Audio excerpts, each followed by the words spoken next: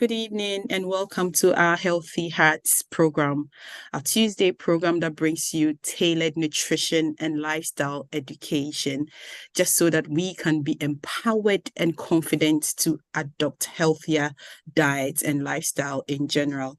I'm your host, Dr. Hibbah Kwai-Osei. I'm a registered nutritionist and a lecturer here in the UK.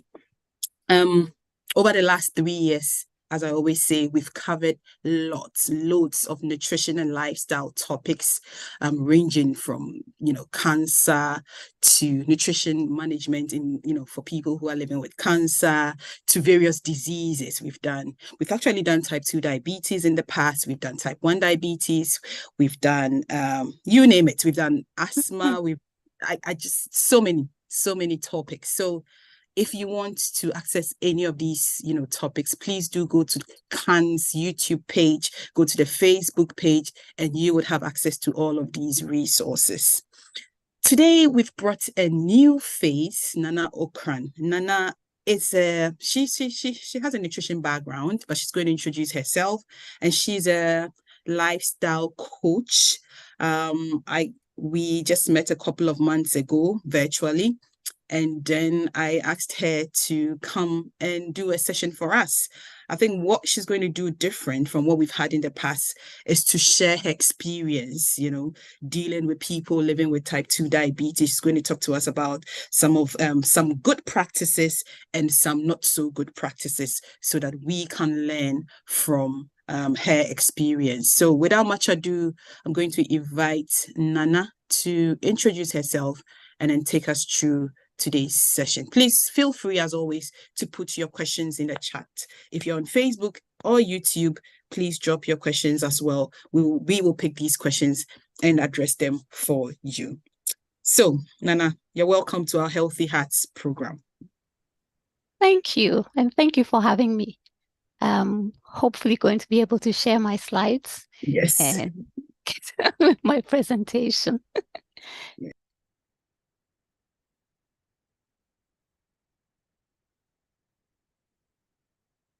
It went. Is it okay? Yes, it is. We just need it to be, yes, perfect. Brilliant. So as Hibbah said, I'm just going to talk about 2 specific case studies. I could have talked about a few more, but I think these 2 are quite interesting enough for us to have a good discussion. So without further ado, I'm going to start. I'll just quickly introduce myself. I am a nutritionist by profession. I got my master's from the London School of Hygiene and Tropical Medicine almost 8 years ago now, so it's been quite a while.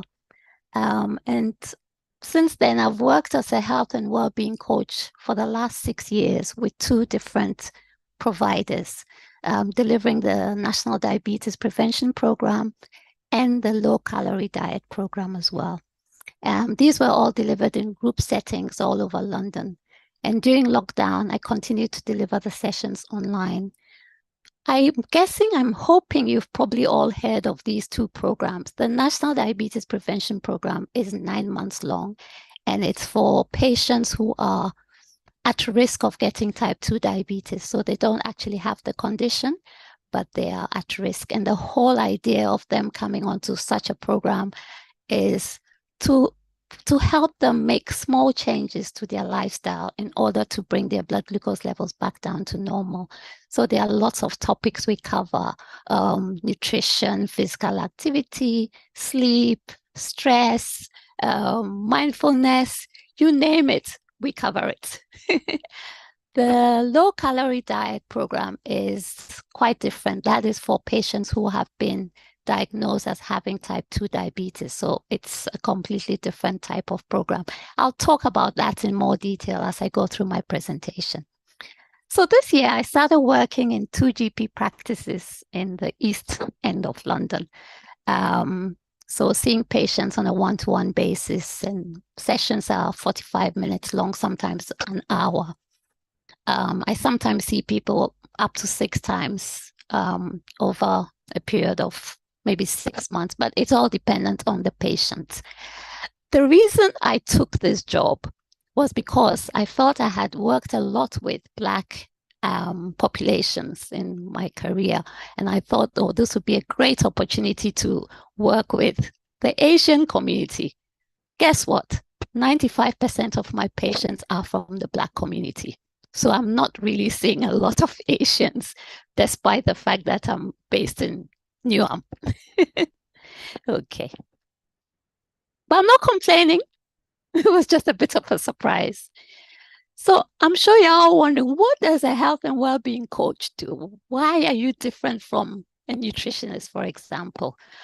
So the whole idea of coaching is to unlock a person's ability to maximize his or her own personal potential. So the idea being you're not going to tell the patient what to do, but you're going to let them tell you what they can do. This was a totally different approach compared to how I worked before. So as a nutritionist, as I'm sure Hibbah would agree, you tend to give people advice because they expect you to tell them what they should be doing.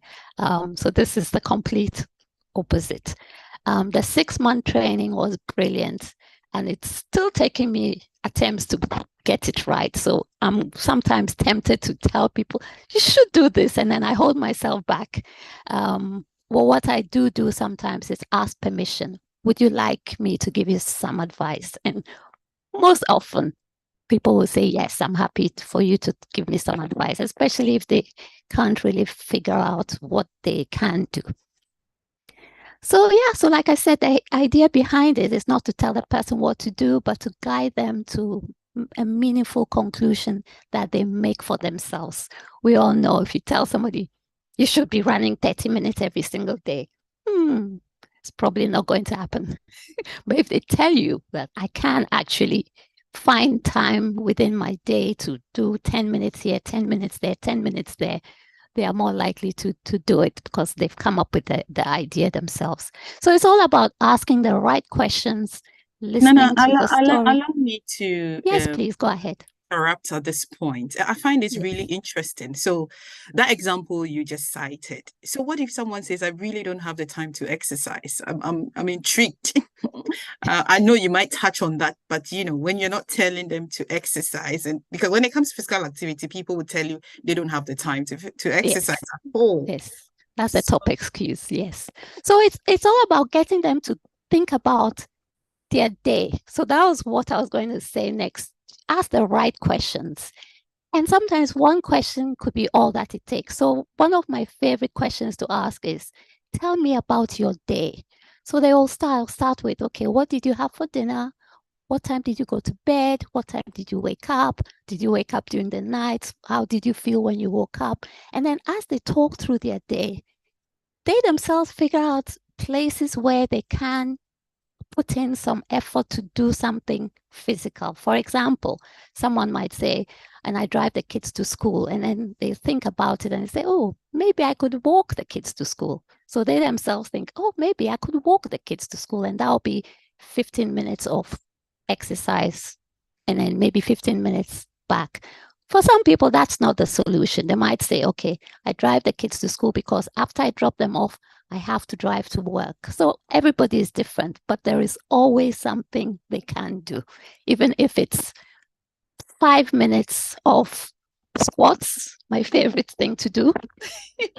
5 minutes of squats across your day. So as you're sitting at your desk, you have a timer. Every hour, you do five squats. I'm sorry, I'm going into coaching mode because I tend to demonstrate these things as I talk. But yeah, most people find there is something they can do. It's very rare that you find someone who cannot find any time. It's about finding little pockets of time across your day. Are you happy with that answer, Hibbah? Yes, Nana. Yes, thank you. So most of my patients actually are people who are newly diagnosed type 2 diabetics or newly diagnosed pre-diabetes. By the way, I hate the term pre-diabetes because it implies you are going to eventually get diabetes. I know the official term is quite long, non-diabetic hyperglycemia. So forgive me if I stick to pre-diabetes for the rest of the presentation, but I don't like that term. So what happens is the patient does the test, and if they find that their HbA1c levels are between 42 and 47, they are diagnosed as being pre-diabetic. So NICE guidelines say they have to be given lifestyle education, but most times what happens is they are sent a link to read on how to manage their condition. Now I've looked at the link that is sent. It's not bad. The information is quite good, but it's like 7 pages long, and I'm thinking, are people really going to read all this? And the lifestyle, nutrition, etc. is right at the end. The first 3 pages is all about what the condition is and so on and so forth. But nobody ever checks to see if the patient has read this or understood the information. A lot of our GP practices is all about ticking boxes. So yeah, if that box is ticked, I've sent them the leaflets. If the HbA1c is above 48, then they do a repeat test. If it's still high, then they're offered metformin or referred to a diabetes management program, which is 2 hours long. Again, there's no check to see if these people have actually attended. If the cholesterol is high, they're offered statins. If BP is high, they're offered hypertension medication. If the patient is also overweight, they're sent a link to self-refer to a weight management program. So this is the traditional route, and this is what, I don't know if all GPs do it this way, but at least the GPs that have worked at this is how they operate. And I don't blame them. Your consultation is 10 minutes. You don't really have time to chat with the patient and find out what they had for breakfast or what they had for dinner, etc. So this is quite just a simple way of doing stuff. And then most times they will follow up again after 1 year. You're going to have that HbA1c test again. If no change, they're probably given more medication. You know how it works. Okay. So that is the traditional route. So now I'm just going to give you my first example. We'll call him patient A. This gentleman is 48 years old, Black African, 4 children. He has a stressful job as a driver. When I first met him, he had been newly diagnosed with type 2 diabetes. His HbA1c was 52. His weight was 94 kg and his waist circumference was 117. So that's another thing. Most of the consultations now are virtual. So nobody has time to be doing weight, waist circumference, and so on. So that's another advantage of having someone like me in the practice. I see all my patients face to face, so I can do all these things. So we had a nice conversation. The other thing I must say is I also let patients know what programs are available to them based on their condition. So when this gentleman came, he told me all about his lifestyle. He had quite a glamorous job, I thought. He drives film crew to set locations, and then they actually pay for him to stay in the same hotel as the film crew, so he tends to stay in nice hotels. But then most of the day, he's just sitting in his car waiting for the filming to end so he can drive them back to the hotel. He doesn't eat any proper meals. There are lots of snacks available, chocolates, biscuits, fizzy drinks, sandwiches, the usual. He now refers to those things as junk food. Then he gets home quite late, has a big dinner with his family, which is what most people tend to do anyway. Feels really tired, goes straight to bed, ready for the next early start. Weekends, he just wants to rest, but he's a good dad. He finds time to do things with the kids sometimes. These things tend to be taking them to the cinema or to fast food joints. You know how kids are. And then he takes his sons to play football, I think he said on Sundays. So this is his normal routine. So when we had our discussion, I told him there was the Path to Remission program or the low-calorie diet, which I mentioned earlier, available to him, which is 1 year long and involves attending group sessions over that period. And then the first 3 months of the program, He would have to stick to a shake and soup diet. He wasn't at all keen. He said, no way, I'm not going to be able to do that. What else is there? I said, we also have the digital weight management program. So this is, everything is on an app. You have to log in your food. You have to log in your activity and lots of things like that. But you do it all in your own time. He said, no, not for me. So I said, okay, I know you're very keen to get rid of this diabetes, type 2 diabetes, as you keep telling me. What can you do? So then he said, the first thing I actually want to do is to figure out what foods are actually pushing up my blood glucose levels. Because I know they say fizzy drinks, bread, etc. But I would love to know exactly what is pushing up my blood glucose levels. But it would be very, what's the word he used? Impractical for him to take his glucometer with him and keep pricking his fingers after meals and so on and so forth. It was just too much of a hassle. So did I have any suggestions? So I said, have you heard of the Freestyle Libre sensor? And I always expect that everybody has heard of these sensors. And I'm always surprised when people say, no, what is that? So I went through I showed him the website of the Freestyle Libre. Go on, please, Hibbah. Can you mention that again? I'm not sure we know it here as well. What is that? Please tell us what that is. So it's a sensor you stick on your arm, and you have an app that goes with it. And each time you scan the sensor, it tells you where your blood glucose level is. And the beauty of this is you don't have to keep pricking your finger. You stick it in once and it stays there for a couple of weeks. The other amazing thing about this sensor is you can scan as often as you wish. So maybe 30 minutes after you've drank that bottle of Coke, you scan, oh my God, look at my sugar, and things like that. Or after you've gone for a walk, wow, look at my sugar, it's gone down, things like that. So it's very useful for getting that immediate feedback on things that you do. Yeah. So, is it free, Nana?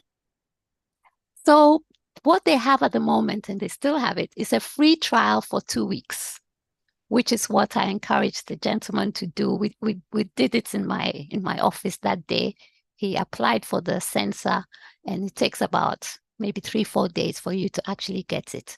It is free for type 1 people with type 1 diabetes. On the NHS, you can get it for free.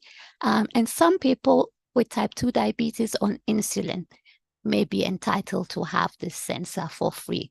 But for the rest of us, unfortunately, you have to pay for it. And it's not cheap. It's about £50 for the 2-week. And it only lasts for a couple of weeks. But I'll tell you more. So the gentleman got his Freestyle sensor, and then I saw him in 3 weeks. And he came to me, he was so excited. He said, I have found out so much about what I'm eating, what is not helping me, what is helping me. And I said, tell me more. So the one thing he said he had stopped completely was rice. He found out rice was really spiking his blood glucose.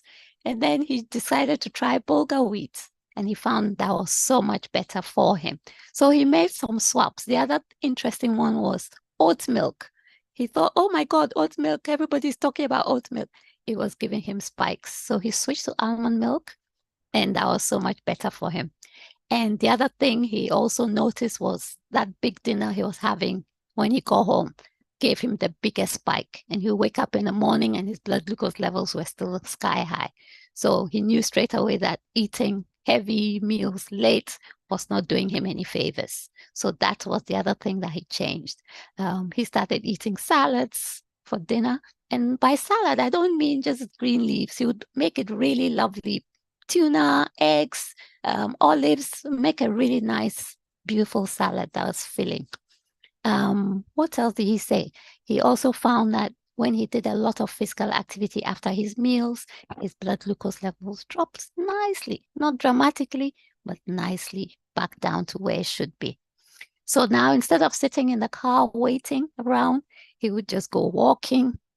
So he said some places where some of the locations were really nice, like he sometimes went to a beach and sometimes was in the middle of nowhere, but he always walked around, and he had set himself a target of doing at least 10,000 steps a day, which he surpassed on most days, he told me. So those were the big changes he made. The timing of his meals, the type of meals he was eating. And then now, instead of just taking the kids to play football, he actually played with them because he was already feeling much better. You know, when you start making all these changes, you suddenly start feeling so much better about yourself. You want to do more. And that's exactly what was happening to him. I remember when we first met and he was talking about all these fizzy drinks and things that he kept being offered. And he kept saying, so what else can I drink? And I said, water. Oh, water, boring. Now he said, I only drink water now. Now you'd be very proud of me. So in September, we checked his HbA1c levels again. It was now 38. So from 52 right back down to 38. No medication, no going to the gym, just those small changes. He had lost so much weight. He was now 84.8 kg when he was 94 before. And the biggest difference was in his waist circumference. I mean, he was a changed man. He almost had a six-pack the last time I saw him. So his belly had really, really gone down. And so that is my first patient where everything went smoothly. So now I'm going to talk about my next patient where it didn't go so well. Some of it my fault, I must admit. So she is a lady. She works as a carer. She's a single parent with 4 children. I think she's 46. I checked her records today. She's actually 46. She said her job is very stressful, but she absolutely loves it. Most carers absolutely love their jobs. But she's very much into her cultural beliefs. There's no way she's going to eat any European food. Doesn't even want to hear. No. She eats her local Nigerian meals. She had several comorbidities as well. Sleep apnea, early menopause, osteoarthritis, which I later actually found that she actually has a tear somewhere in her knee. So it's quite a serious condition she has. And she said nobody had ever discussed diet or physical activity with her. And she's very active in her church and in her community. So when she first came to me, which was in April, bearing in mind I hadn't completed my health and well-being coach training yet. At that point, I was still a nutritionist, still the one who wants to fix things for everybody. So she was referred to me for weight management. She weighed 116 kg. And when I checked on her records, her last HbA1c was all the way in February of 2022. So she hadn't had one done for a while and was 56. So I said, okay, before we decide what plan of action to take, please let's do another HbA1c test. So she agreed. We did it, and unfortunately, it had actually gone up. So it was no more 56, it was now 66. So straight away, nutrition mode, path to remission. I said, path to remission, which is a low-calorie diet. I think that'll be perfect for you. She said, oh, Nana, are you sure? I can't give up rice. So I said, oh, give it a go. Just give it a go. It's okay. 50-50. Okay, I'll see. She was very reluctant. Anyway, finally, she started end of June because it took quite a while for the referral to go through. I think there were some teething problems in the system. So the low-calorie diet, the first 12 weeks, as I mentioned earlier, you just have shakes and soups, so of up to 900 calories a day. And during this time, the patients are not expected to eat anything else except having these shakes. They have found that this method offers the highest chance of achieving significant weight loss quickly and therefore putting diabetes into remission. So she started well. And after 2 weeks of shakes, unfortunately or fortunately for her, I went on leave. So she called the practice and she said, they asked for the pharmacist. She said, look, Nana has put me on some kind of soup and shake diet. I can't do it. I'm a busy woman. I'm hungry. I'm always hungry. Can you just give me metformin? That's the way she talks. I know that's how she talked to them. So she was prescribed the metformin. But interestingly, this she told me later, she went to the pharmacy to pick up the metformin, and it hadn't actually been prescribed yet. So when I came back from leave and I met her, she said, I think God was telling me that I should keep trying with these shakes and soups for a bit and see. So the metformin wasn't there. I said, oh, okay. So you want to keep on it? She said, yes. Okay. So second consultation, August 2023, she was 108 kilos, 108.4 kilos. So she had been on the program for 6 weeks. She had lost 8 kilos.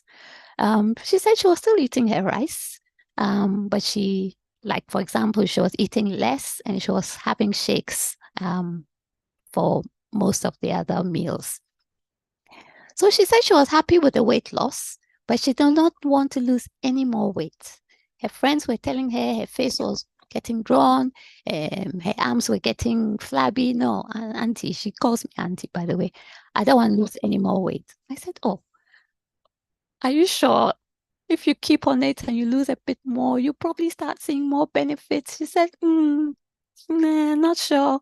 And then she told me her birthday was coming up. So she had her birthday, I think, a couple of weeks after I'd seen her. And she told me, I'm going to really enjoy my birthday. I'm going to eat whatever I want. I'm going to drink. So I forgot to mention on the program, you can't drink any alcohol as well, which can be tough for some people. So I said, okay, as long as you're able to get back on track, I'm sure that will be okay. So after the second consultation, I didn't see her for a while. She kept not turning up for our meetings. And I got really worried. I said, I really hope she's okay. So eventually she came not too long ago. So I hadn't seen her for quite a while. And when we weighed her, she had put some of the weight back on, not completely back to where she started, but slowly going back up. And she was so disappointed. She said that's why she didn't want to come. She felt that she had let me down.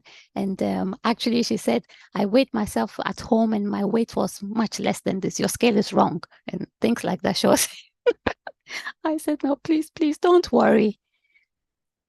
I think probably this wasn't the right program for you. So don't blame yourself. She told me she attended the group sessions, but she never contributed. She didn't really understand what was being discussed. And also she had all those other issues that were still bugging her, sleep apnea. I can imagine she's probably not sleeping well. The pain in her knee, she was struggling to do the walking that she had said she would do. She was struggling to manage it. She had so many other issues to deal with. And for her, probably this wasn't the top priority at that point in time. So I said, don't worry. We will find something that works for you. So yeah, I just wanted to highlight how the two different approaches, one kind of worked, the other didn't work. I felt I probably rushed to encourage her to join this program, which wasn't really suited for her. Doesn't mean that she won't find something that works though. So I'll talk a little bit more about this path to remission or low-calorie diet program that I've alluded to. So what happens on the program? The program is 12 months. Sorry. Yes, please, Before Hibbah. you continue, I'm still interested in Yes. your second case. So Yes. what happened eventually? I want to know how it ended with your second case. Is it still coming? Okay. Oh, this is the last time I saw her. She's not come back I to haven't you. seen her since then. She hasn't come back because I checked her records. She's been very unwell. She's had flu. She's had all kinds of things. So I'm giving her time to recover, and then I'll call her back in. And then I'm thinking that I am going to really learn a little bit more about her lifestyle and find out what would really help her. Because the more I look into her records, the more I see she's had a lot of issues. She probably has 1 or 2 bedrooms, I think. I don't know if that has been sorted, so they don't sleep well anyway. Her kids have been very unwell several times. They've been missing school. So when mom is not well, she can't take them to school. She's had a lot of problems that we never really touched on because I hadn't seen her enough times. And I feel I also just rushed to try and get her a solution. The other thing I have noticed from her address is she lives quite far from our surgery. So it might be to her advantage to find something closer to where she lives. Because one time when she came, the last time she came to see me, this time, she said, I took a cab because I knew if I don't come, you'd be very upset. So I took a cab. So I know that she doesn't live close to our surgery, which is not the best, really. Thank you. Yes, I'm not giving up on her. Yeah, so this path to remission program, 12 months long, split into 3 stages. Because sometimes people think, oh my God, shakes and soup, what's that about?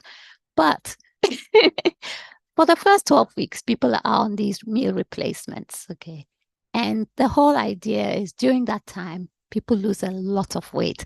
They are closely monitored. There's a coach that calls them every week to get their blood glucose levels, their blood pressure, their weight, and if they have any other issues that have occurred during the time. So they are very closely monitored. If things are not going well, it's fine for them to say, look, this is not for me, and they can drop out. So they're not just giving the shakes and say, okay, go and drink shakes and we'll see you in 3 months. No, it's not like that. Then after that, they have food reintroduction for 4 weeks. And the way that is done is the first week, you leave out 1 shake and you have 1 meal.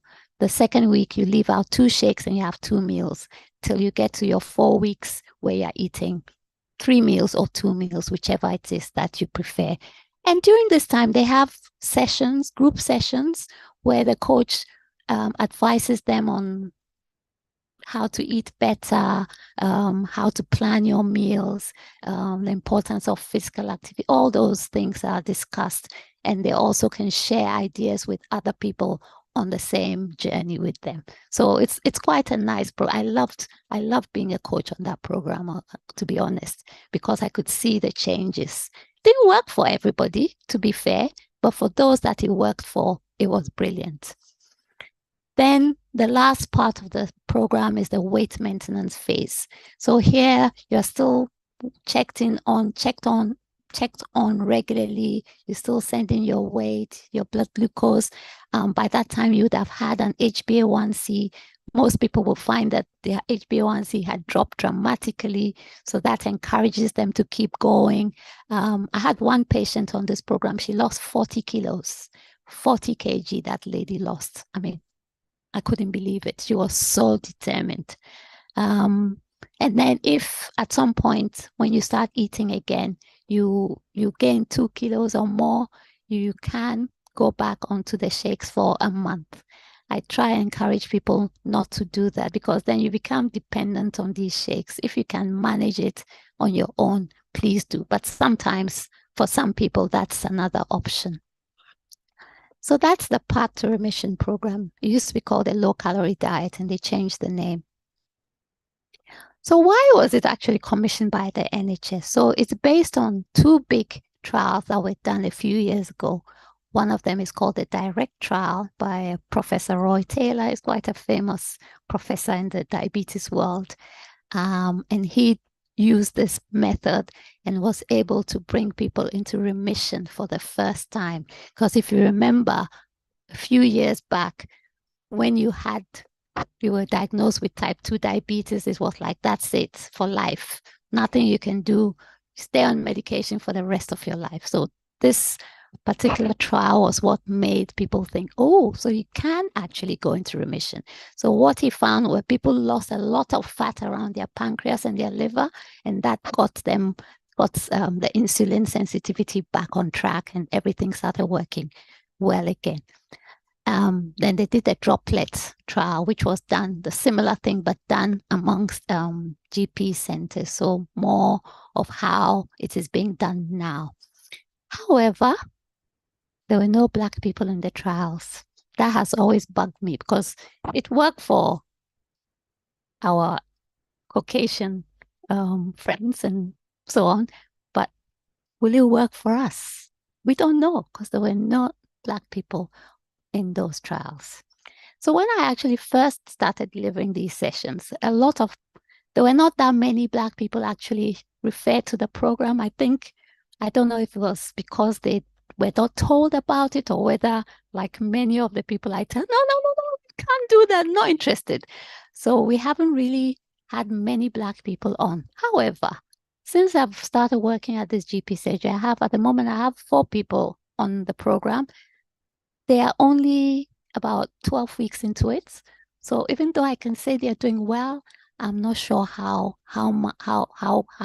they will do in the long run. So I'm keeping my fingers crossed that they will also do well. They have lost the weight, but we need to see how they manage how it affects their sugar levels to know that it has actually worked. And recently they've done a follow-up. I can't remember if it's a 3-year follow-up or a 4-year follow-up, but they've done a couple of follow-ups. And let's say, for example, this is not the right figures. Let's say, for example, after the original trial, 50% of the people were able to lose the weight. Maybe 2 years down the line, it now was 30%. 4 years down the line, it now was 20%. So people have been putting that weight back on, unfortunately. But for the NHS, 20% is still a good number to still give it a go. So it has been commissioned. The other thing I also thought would help some of us culturally tailored programs, but at the moment there are not that many. So there is the HEAL-D, which is a diabetes self-management support and education program for African Caribbean communities in South London. I think that is probably going to be commissioned in other areas soon, but for the moment it's in South London. And I've worked on that program as well. It is quite different from the regular diabetes management program because all the foods discussed are our cultural foods, and the exercise activities include things like Zumba to African music, which makes a difference. And there is also a session where there's an interactive cooking session, so people can actually watch and learn how to adapt their recipes and make something a little bit different from what they are used to. Yeah. Then there is the other one called Up Up, which is for members of the Black African and Black Caribbean communities. It's for weight management and a reduced waist circumference. At the moment, I think that is only in Southeast London. I haven't heard any feedback about it yet.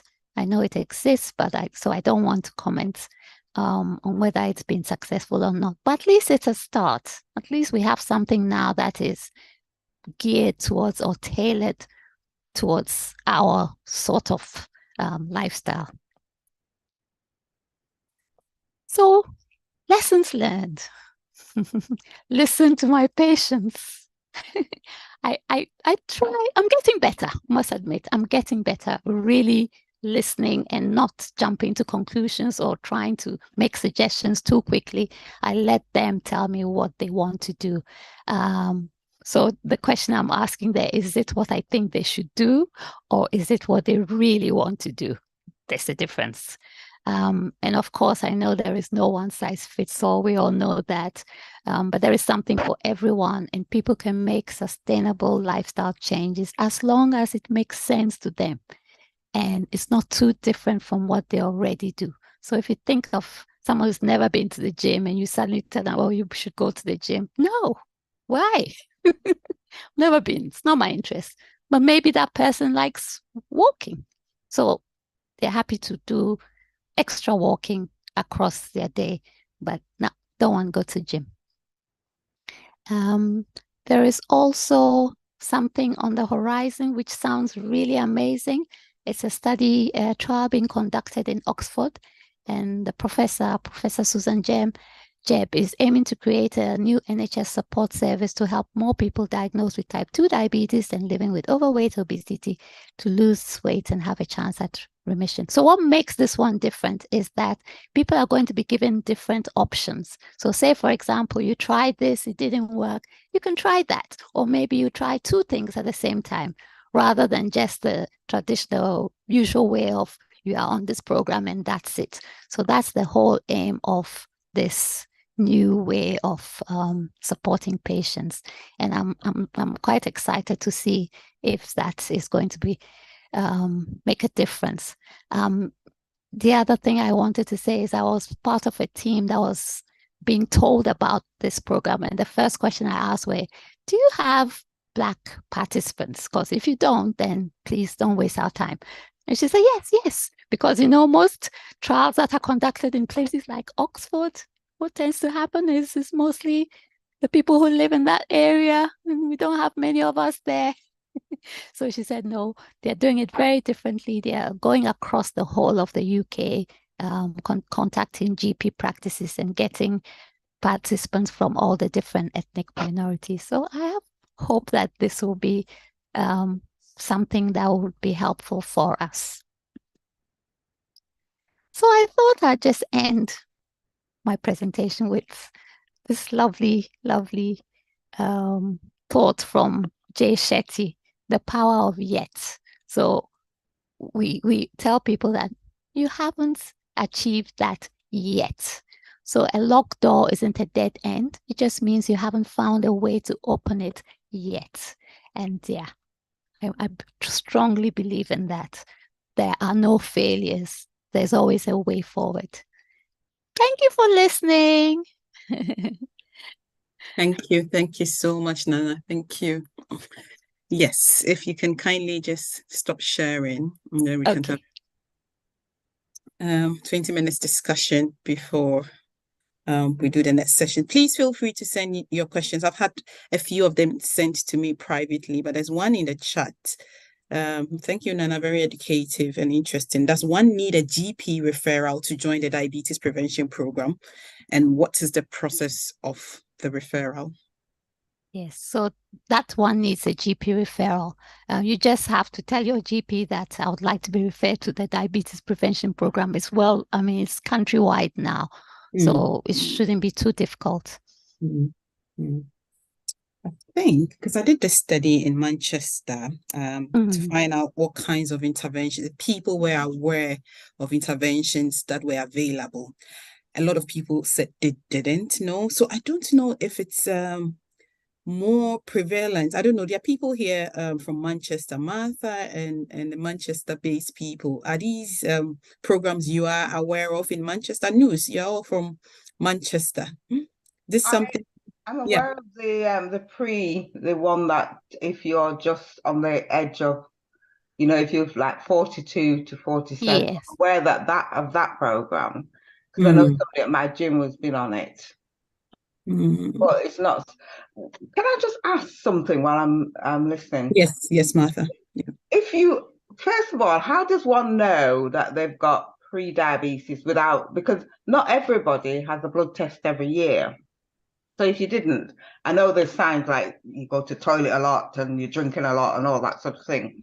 But how would you know what the levels are? That's the first thing. Because I've only just found that out myself recently. Because I'm always interested in diabetes because it runs in my family. Really, almost every member of my family have got diabetes. So it's just on my radar.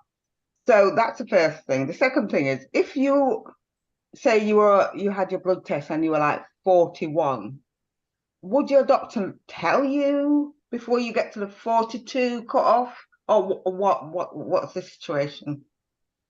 I'm very sorry to tell you what I have seen.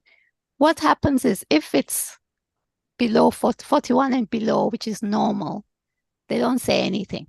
So they will tell you, have this blood test. If we don't contact you, it means all is well, which I don't think is fair. I think you should still let people know where they are. Yeah. Because if you're 41, the next tip is 42 and you're already on that journey. Yeah. And also, if you are between 42 and 47, they just let you know that you are pre-diabetic. They never give you the number. And so I'm always telling my patients, ask, because you need to know. You need to know where you are. And then when you bring it back down, then you can say, oh, wow, I was 44. Now I'm 38, things like that. But if you don't know, yeah. It's pretty bad, that. I know. Frustrating. Hopefully our GPs are listening, or health providers are listening to us. I love you, GPs. We want to know. That's what we are saying. Please tell us the numbers. Yeah, please tell us the number. Don't tell us I'm okay or you're pretty. I want the number. Right. Your comments to say it was a brilliant presentation. I agree. I'm just fascinated about the fact that there's so much out there free. I know. Services. And people don't know about it. Or People don't know GPs about. don't have the time to tell people about these things. Alice has her hand up, Hibbah. Yes, Alice, please. Unmute yourself. Hey, good evening, people. Good evening. Greetings from Kenya. Oh, Yes. Anyway, I just wanted to support what you're saying, but that we have to know the numbers. But you see, we are not going to rely on GPs to tell us the numbers because they've just been trained to diagnose and treat. And so if it's something they don't need to treat, they won't tell you the number. yeah. So we need to educate people to ask for the number, Yes. explain what the number means for me, because Yes. evidence has shown that when the patients know their number, then they do better. I deal with diabetics, and they have to know their numbers. I tell them fasting is this. 1 hour after meal should be this. 3 hours after meal should be this. When it's this, it's high. When it's this, it's very high. Totally agree. You have to ask for the number. Yeah. Thank you, Alice. Alice has a lot of experience dealing with type 2 diabetes patients as well. In Kenya, Yes, yes. Now, these shakes and soups. I'm a nutritionist and I'm sitting here thinking, can I drink these shakes and soups? I'm really interested in I have to go and find, because it's the research to find out how sustainable they are. Yeah. Because Nana, our people of African and Caribbean origin, we like our foods. Exactly. We like our foods. And so, I'm really interested in finding out how this is going. Are people trying these shakes and soups? And it's not surprising that your second patient, your case study, wasn't successful. No. A lot of us would not like to go onto these shakes and soups. So it is tough for us to just switch from what we've been used to for so many years. So I'm really excited that there are more studies there that is going to try more culturally appropriate foods. That is not to say I have anything against the shakes and soups, because I kind of know our people, and so I feel like I agree. You have to really be very motivated to be able to stay on the shakes and soups for the 12 weeks. I was at a diabetes program about 3 months ago in Birmingham, and the team were there to present on this. I think that was the first time I heard about that program. You heard about it. And they brought samples of the shakes and soups. Couldn't help but just wonder if I could get onto shakes and soups for 12 weeks, you said. 12 weeks. It's not easy. It's not going to be easy. It's not easy. You know what they tell me they miss the most? They miss chewing. Yeah. Can you imagine for 12 weeks you're not chewing anything? Yeah. And is that the main NHS program? Yes. That currently what about the Heal D? Please go on. The Heal D is I think they're going to be starting in Manchester soon, or Birmingham. I think they are, aren't they? I've seen some communication about them coming to. That doesn't use the shakes and... No, that one is similar to the normal advice discussions, but most of the foods are, and then we don't measure foods, as you know, so we talk about foods in handful, things like that. Okay. Yes. Do you also use the Heal D? Do you use that for your coaching? Do you follow the Heal? I worked for them for a bit. Okay. But then during lockdown we did it online, and then after that I got really busy, so I couldn't, because it wasn't it was just like one time here, one here. It wasn't as big as the NDPP where we had sessions all the time. It was a lovely session to deliver. Well, people... And on the Hill D, sorry, before I forget, on the Hill D, there will be a dietitian as well as a nutritionist. So there was an expert, if I can put it that way, as well. Supporting people. There's a lot. There are lots of services out there to support us. I think a lot of the times we just don't know about these, Don't know about or it. we don't make the time. Please, let's speak to our GPs. Ask them to refer. Ask for those numbers.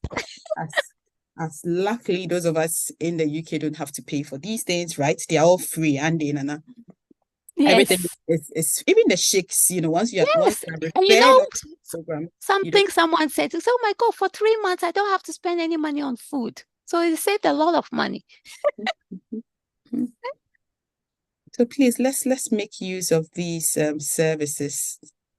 Lots of money have been pumped into it, and so let's make use of it. People living outside London, how can they get in touch with you? So Nana is going to leave her number if people want to get in touch with you. I think there was a question from YouTube or so. Let's see if I can find it. It was sent to my inbox. Okay. I'm curious about the link between anemia and raised HbA1c. Many don't realize anemia can skew HbA1c results. That's true. And on LinkedIn. That's true. Anemia and sickle cell disease as well. HbA1c is pointless as a measure. I agree. Good point. And a lot of GPs, I don't know if they forget or if they don't really read the notes, so they just ask everyone to go and do an HbA1c, and sometimes that's not the right test for them. Interesting. Okay. Someone was asking about a drink. I don't get the question. Which drink? Is it the shakes and soups? Oh. Well, this sent privately to you. I can't see it here. What does the question say? From Nina. Oh, which drink, please? On LinkedIn. It's a question from LinkedIn. Could you come back with a bit more clarity? What do you mean by which drink, please?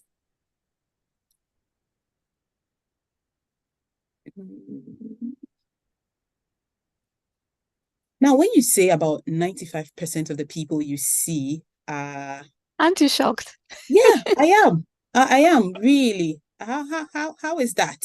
Because I'm very happy because I get to speak Twi a lot. Oh, a lot of them are Ghanaians as well. Yes. Mostly Ghanaians, a few Nigerians. Had someone from Tanzania recently, which was also nice. Yeah, I was surprised. Because, again, okay, but my studies have just focused on mainly in people in Manchester. And back in the days, well, maybe 10, 8 years ago, when I was starting to do my work, lots of our people were not really, people said they just didn't have time. The people that I have studied for my research are always busy, working 2-3 jobs. Yes. So they don't have time to go for these services. So it's interesting and maybe good news that you're seeing lots of Black people come. Yes. One-to-one, they're happy to come and chat to somebody, but those type of group things, they don't like the group. Yeah, they don't like it at all. They prefer the one-on-one sessions. Yes. In the groups, they always feel a bit different because our people will be the minority in the session. Okay, because it's not an all Black. Yes, exactly. That's why Hibbah is brilliant. Okay. Because Hibbah is now targeting, ethnic minorities. Yes. Okay, but where you are, it's not just meant for ethnic minorities. So got you. Yeah. That's one of the things a lot of our people raise. Yes. When there are a lot more white people, yes, you don't feel really comfortable to just share their experiences, right? So I can see why they prefer. Because we did an intervention last year, and it was just all of us were Black, so people were freely expressing themselves. Yes. They can talk about fufu and pounded yam without feeling embarrassed. Because we all know, even if you don't eat fufu because you are not West African, what fufu is. You've heard of it. Yes, you know what jerk chicken is, so you can express. I'd never heard of festival till I started living on Hibbah. I'd never heard of festival. Please, what's that? I'm glad I'm not the only one. No, please, what is it? Does anyone here know what festival is, please?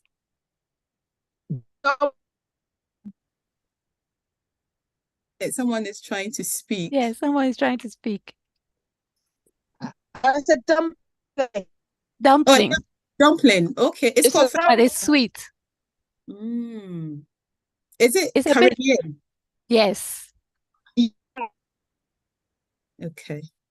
No, never heard it before. I'm sure I would know it when I see it. But When you see it, it looks like a bullfrog, but it's kind of, it's not round. It's rough. It's quite nice. Very sweet. Interesting. Yeah. Anyway, do we have any final comments or questions after Nane's very interesting presentation and sharing some of her success and unsuccessful stories? They have asked which soup, please. Oh, okay. Do they mean the shakes and soups diet? Yes. If you could just briefly. So they have a vegetable and a chicken soup, but everybody tells me they don't taste good at all. They prefer the milkshakes. Okay. And these are also... So there is a choice. There's a choice between... There's a choice. Soups. Strawberry, vanilla, soups or shakes. Yeah.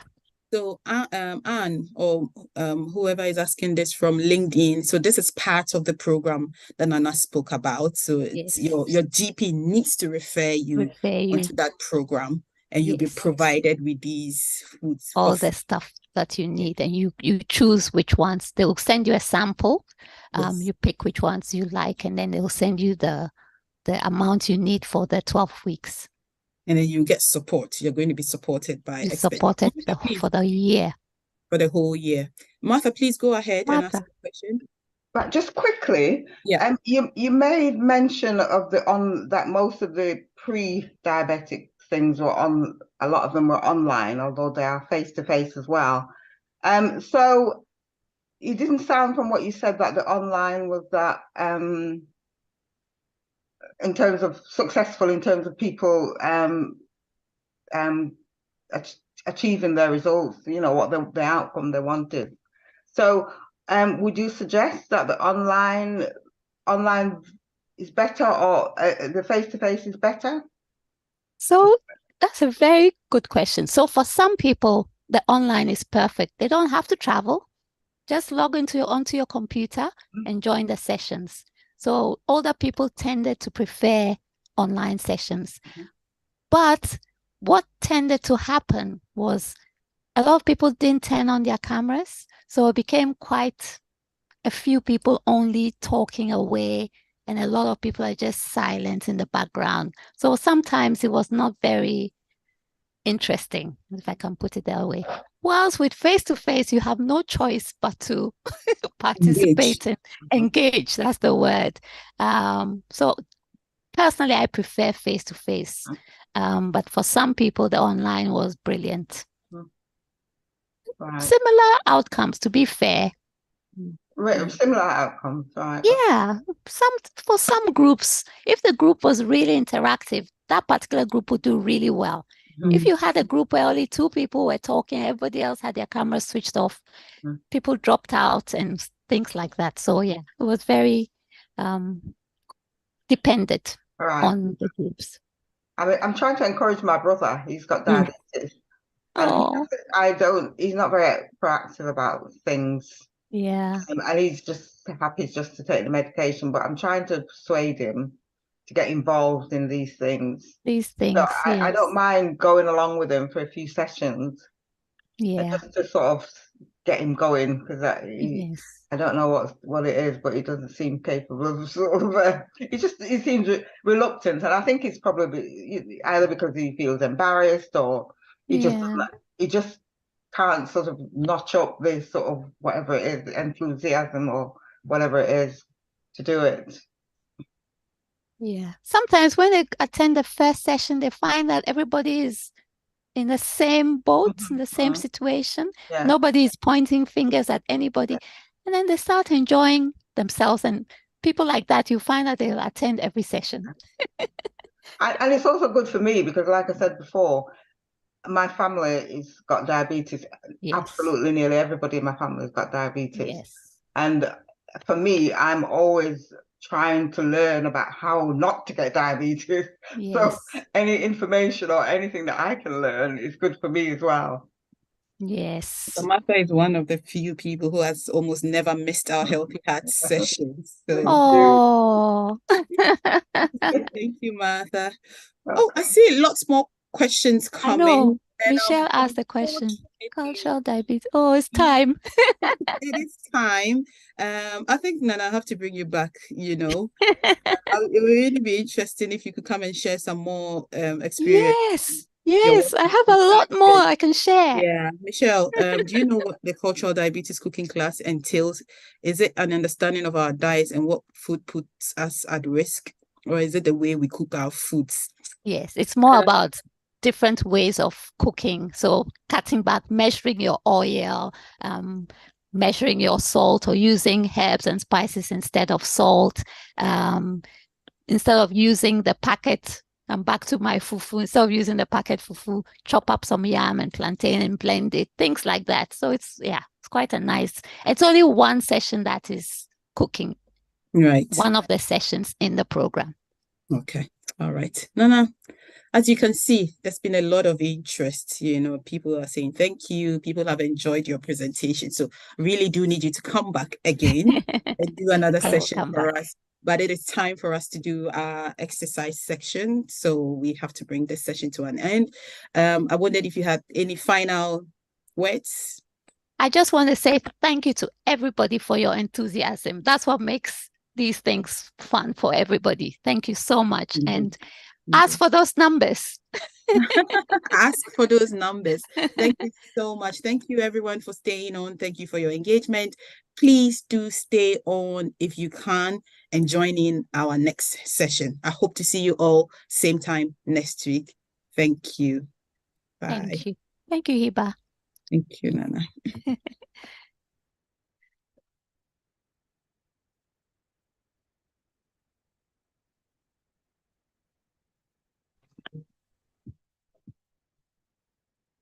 On. Am I on? Spotlighted.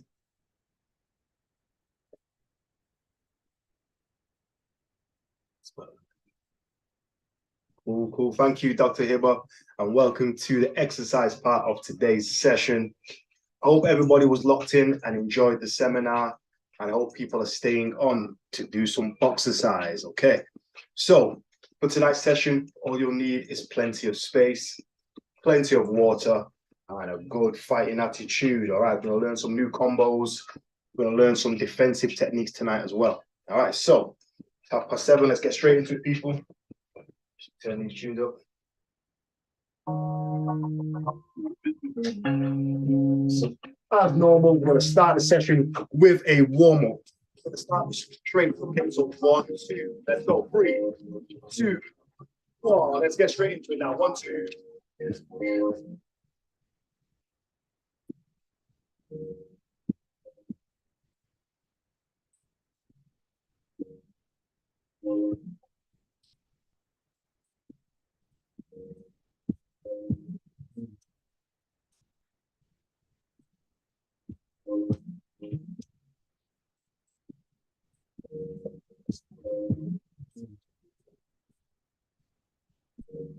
Back on people. 3, 2, 1. Okay, shadow skip now. Let's go.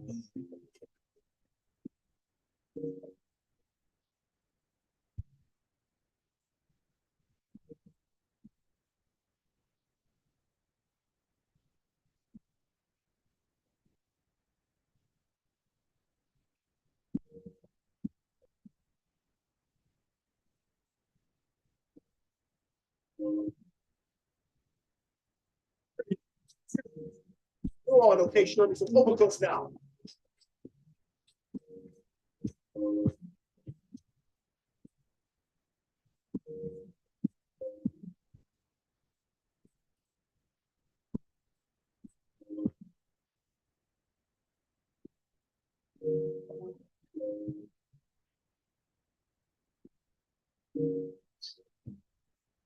Keep that going. 3, 2, 1. Okay, catch your breath for 15 seconds. Okay, deep breaths in.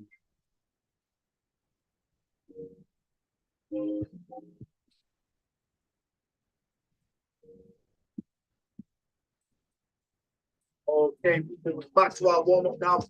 So now let's move 30 seconds. Jab, cross, hook. Okay, jab, cross, hook. Let's get ready. 3, 2, 1, go. Keep going, keep going, keep going.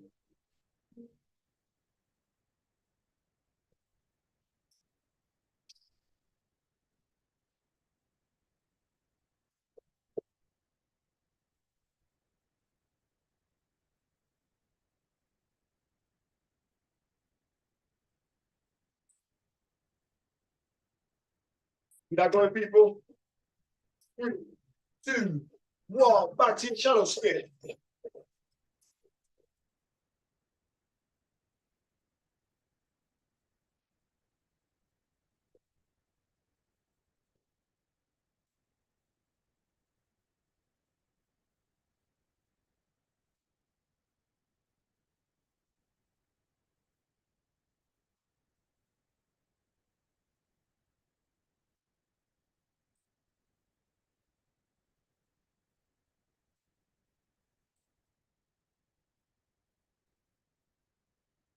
Three, 2, 1.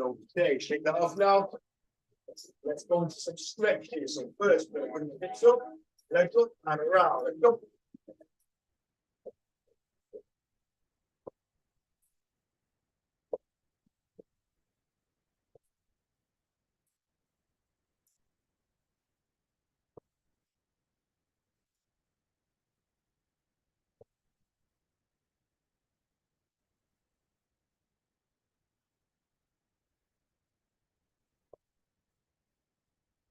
Okay, next one, we've got toy soldiers. So kicking our legs out and touching it with the opposite hand, like so. Let's go.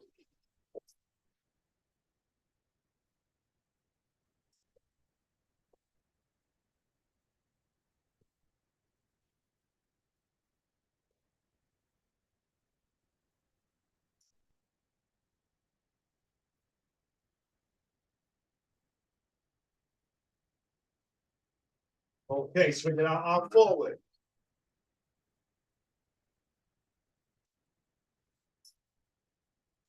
And backwards.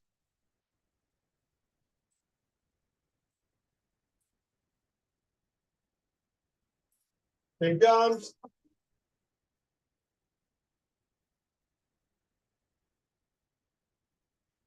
Backwards.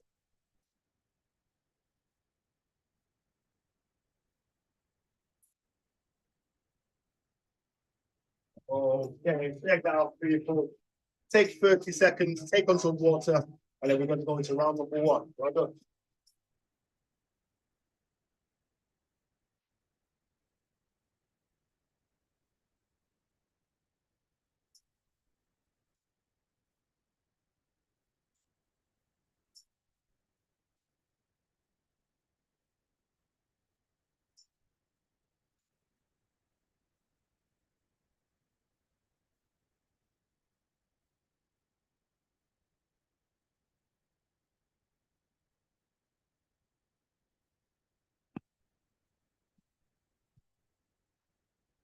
Okay, people, let's go back to your spaces now. Let's climb into the ring for round number 1. All right, so round number 1, we have a defensive round, okay? Combination and defensive round. All right, so we're going to break this round into 2 90-second segments, okay? Like normal, each round we do is going to be 3 minutes. So this one will be split in half, so 2 90-second parts. All right, so for the first 90 seconds, we're going to be right here in our guard. All right, nice and comfortable. We're going to throw 4 out. 1, 2, 3, 4. And then we're going to go down to our right, then down to our left. Okay, watch again. 1, 2, 3, 4. This is called a duck, and this is called a weave. Okay, So we're going down to our right first, to our dominant hand, and then we're going to go down to our left, and then straight back into your guard. All right, that's going to be your first 90 seconds, and then we're going to add to it. Okay, people, let's get into it now. Come on.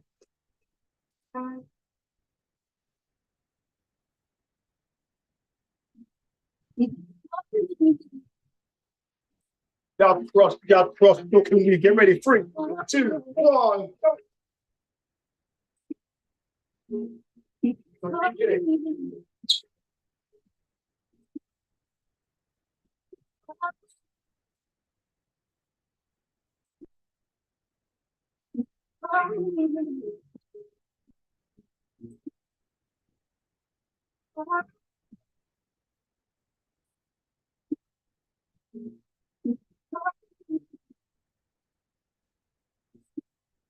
Let's go, people.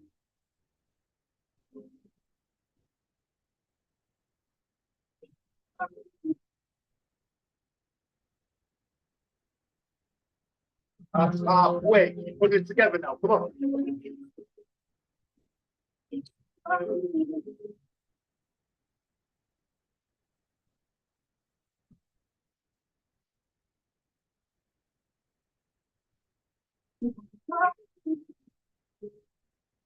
30 seconds.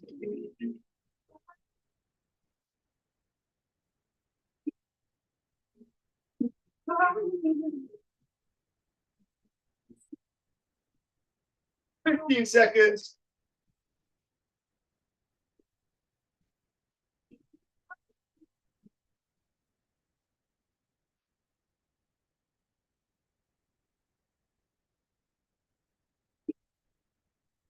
2, 1. Okay, let's pause the clock right there.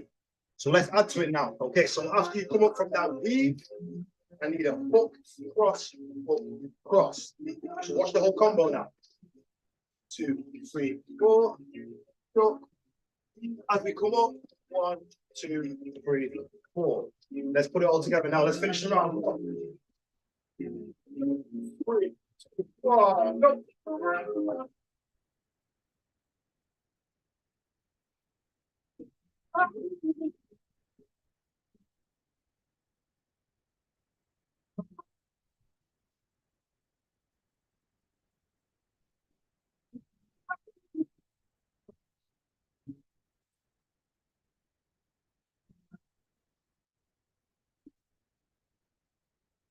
Last minute.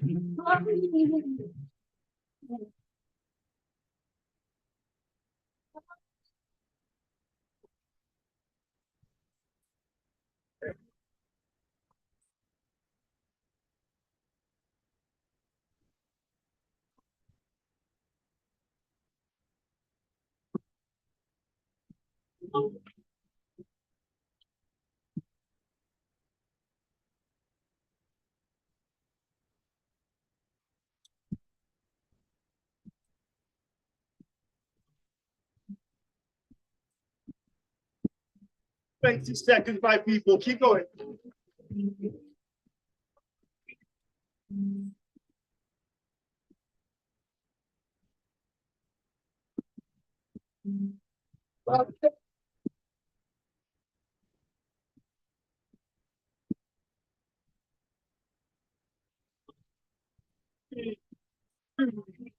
One. And after the bell, people, that's time, people. Well done, round 1 done.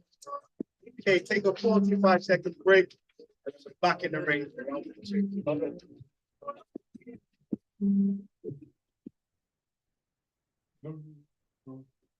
2.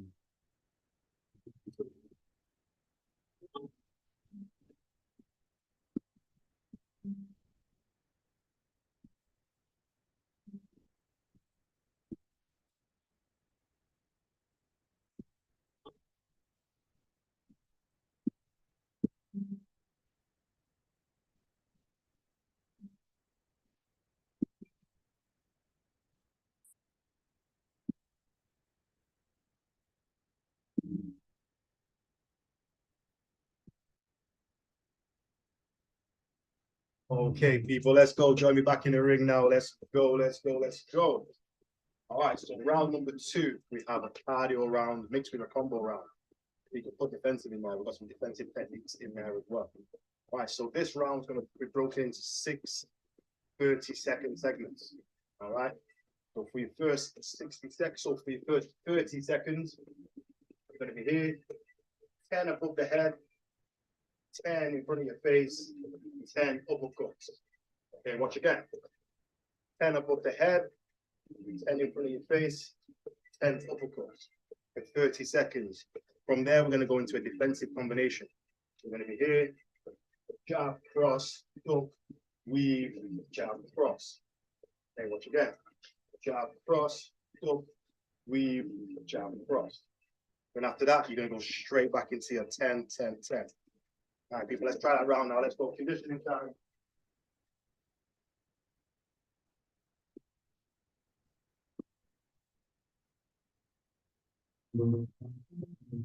Let's get ready to put down. So start with your 10, 10, 10 in 3, 2, 1, go 30 seconds.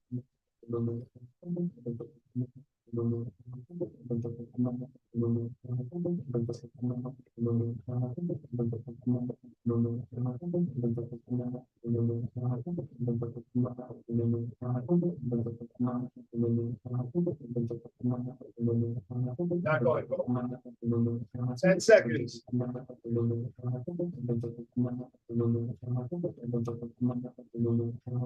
3, 2, 1. Defensive combo. Let's go.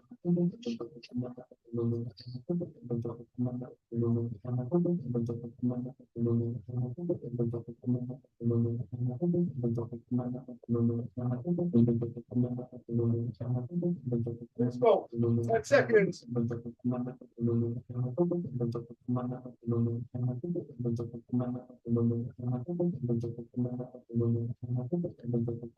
3, 2, 1. Back to your 10, 10, 10.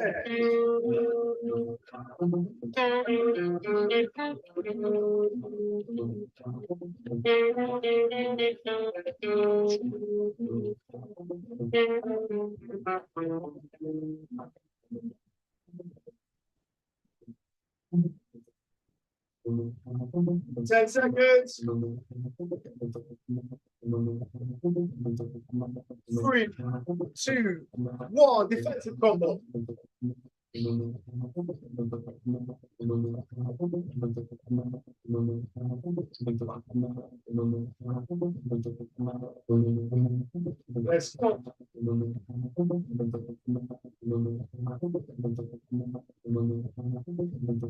10 seconds.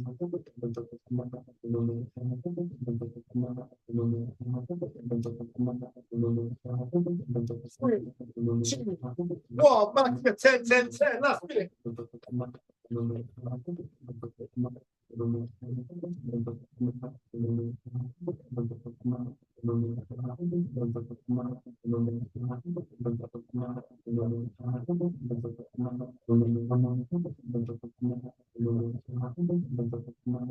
10 seconds. 3,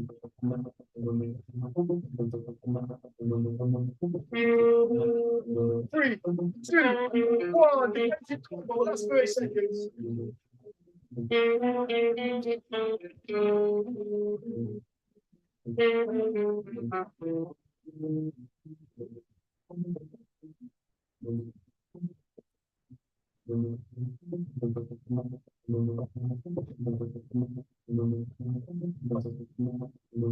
10 seconds.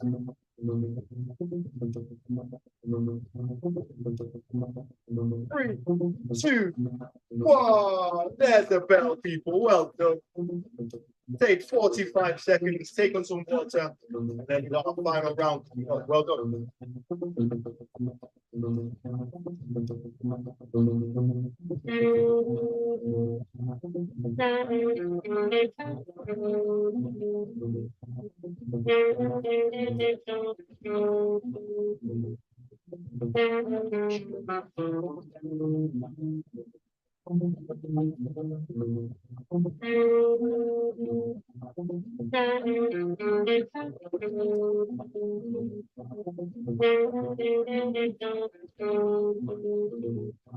15 seconds, people.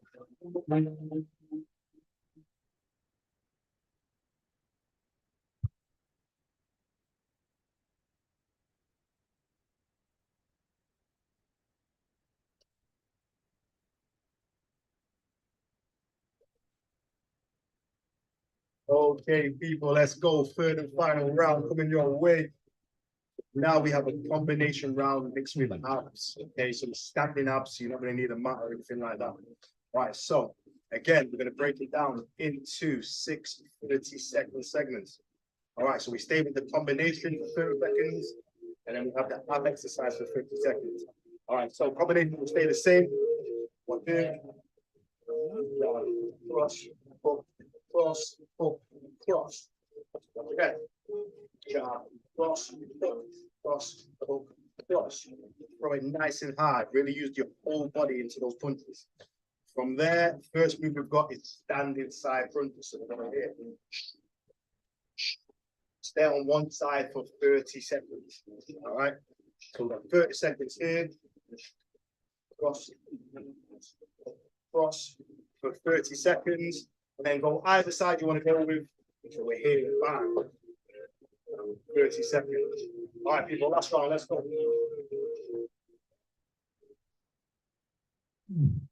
Let's go. Get ready now. Let's go on the drop. Get ready. Break it up. Get ready. 3, 2, 1, go. Let's go.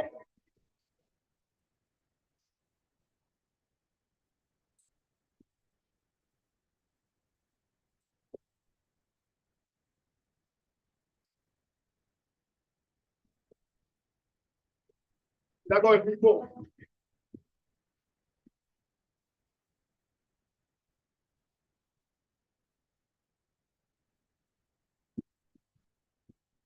Three, 2, 1, standing good. Let's go.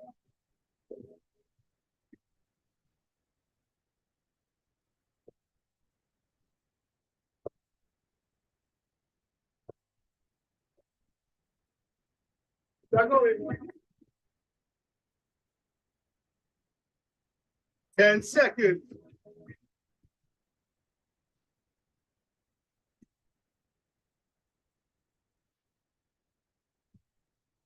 2, 1, back to your combo.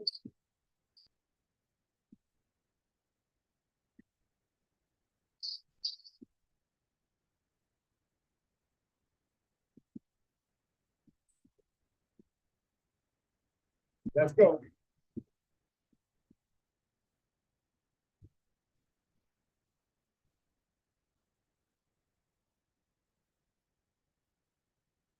Three, 2, 1, standing punches, change side.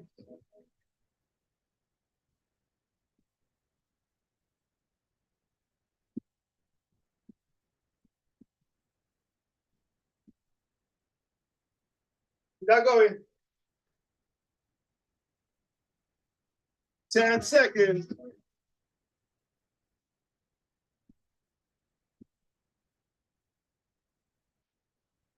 3, 2, 1, last minute, back to your combination.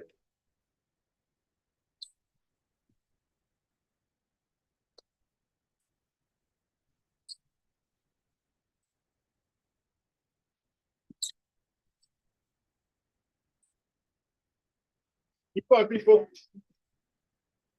10 seconds.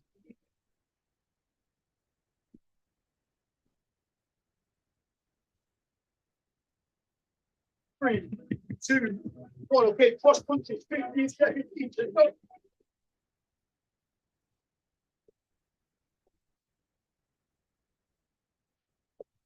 Keep that going, keep that going. Change side.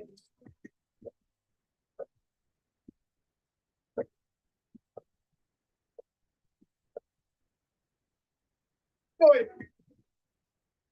3, 2, 1. That's time, people. Well done, well done. So take 30 seconds for a water break, and then we'll put it down, stretch off. Well done.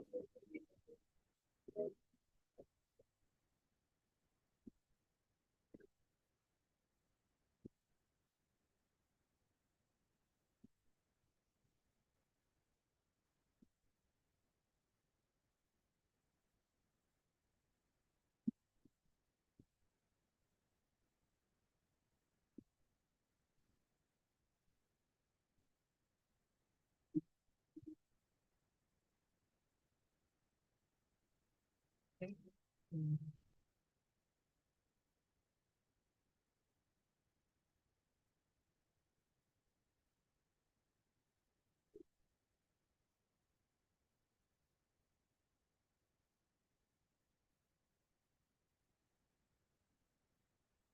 people, join me back in the center. Let's stretch up.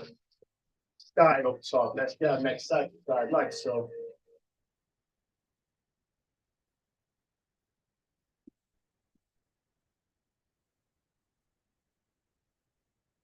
Go up and down.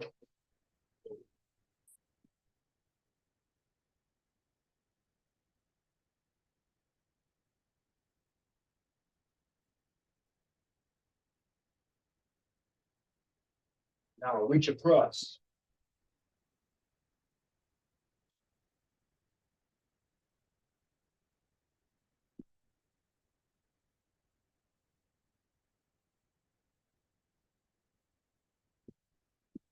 Reach up.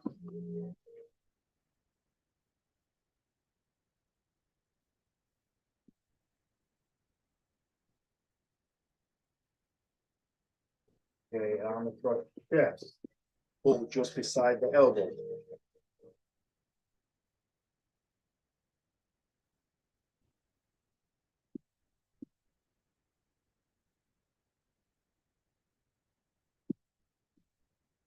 Bring it round behind the head. Pull beside the elbow.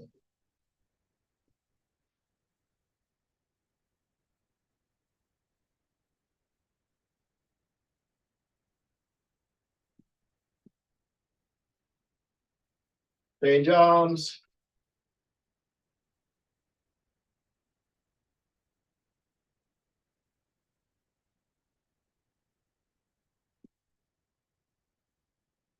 Okay, around behind the head.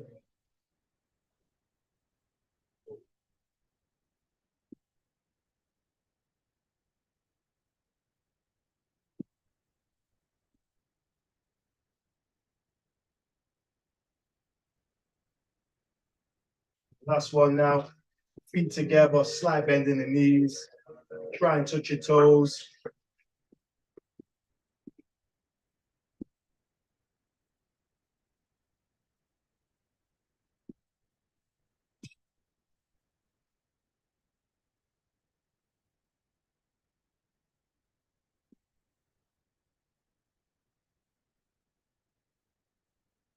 Come on, nice and slow.